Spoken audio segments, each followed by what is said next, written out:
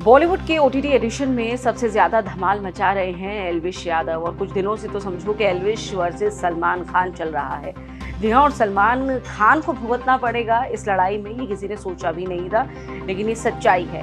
क्योंकि अगर social media reports की माने तो सलमान खान के फॉलोअर्स की संख्या में तेजी से कमी आई है उस एपिसोड के बाद जिसमें एल्विश यादव को फूट फूट के रोता हुआ दिखाया गया था।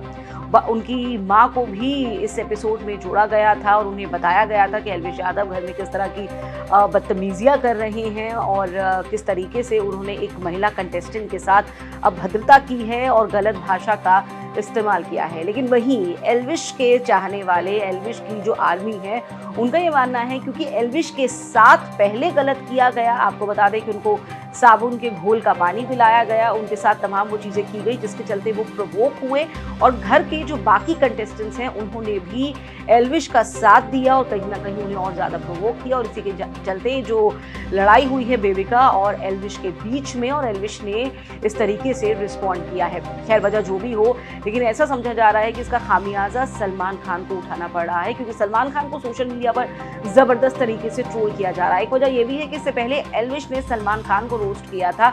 सलमान के ऊपर जितने भी जो मामले दर्ज हैं, जो कानूनी कार्रवाइयाँ चली हैं इससे पहले, या फिर जो भी बड़े विवाद हैं, उसे लेकर के एल्विश ने सलमान पर एक वीडियो बनाई थी जो काफ़ी वायरल हुई थी। तो ये भी समझा जा रहा है कि क्या सलमान अगर एल्विश को बिग बॉस हाउस में लेकर के आए हैं तो अब उनसे बदला निकालने की कोशिश कर रहे हैं। लेकिन तो जहां इस लड़ाई झगड़े के एपिसोड के बाद और जिसमें एल्विश को रोता हुआ दिखाया गया, एल्विश के फॉलोअर्स 10 मिलियन की संख्या क्रॉस कर चुके हैं।